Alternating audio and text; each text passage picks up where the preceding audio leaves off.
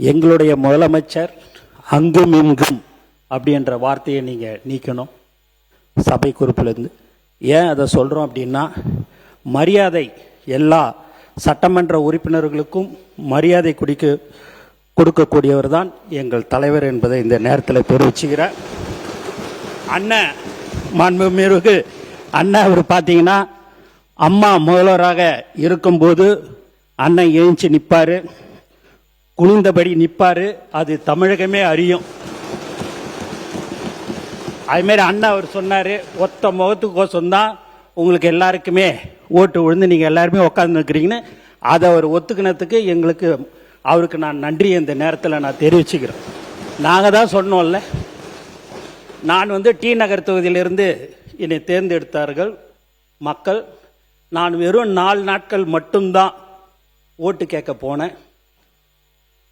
அப்படி இருக்கும்போது தலைவர் தளபதி கோசம் மட்டும்தான் எங்கள் எல்லோருக்கும் மக்கள் வாக்களித்தார்கள் என்பதை நாங்கள் தெள்ள தெளிவாக ஏற்றுக்கொள்கிறோம்.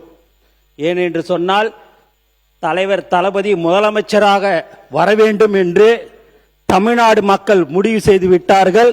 அதன் அடிப்படையில் எங்களுக்கு வாக்களித்தார்கள் என்பதை இந்த நேரத்தில் தெரிவித்துக் கொள்கிறேன். பட்டியலில் என்னையும் சேர்த்துக் கொள்ளுங்கள். அவரை பார்த்தா எனக்கு வாக்களித்தார்கள். மாண்புமிகு மக்கள் நல்வாழ்வுத்துறை அமைச்சர் அவர்கள். மாண்புமிகு பேரவைத் தலைவர் அவர்களே, தளி சட்டமன்ற உறுப்பினர் அன்பு சகோதரர் பேசுகையில் இந்த நெக்ஸ்ட் எக்ஸாம் பற்றி கேட்டார்.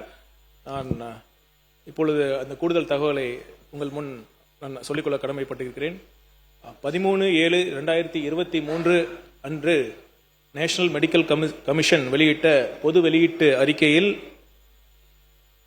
மறு உத்தரவு வரும் வரை அந்த நெக்ஸ்ட் எக்ஸாம் நிறுத்தி வைக்கப்பட்டுள்ளது என்பதை ஒரு பப்ளிக் அறிவிப்பாக வெளியிட்டிருக்கிறது என்பதை இந்த பேரவையின் வாயிலாக நான் தெரிவித்துக் கொள்கிறேன்.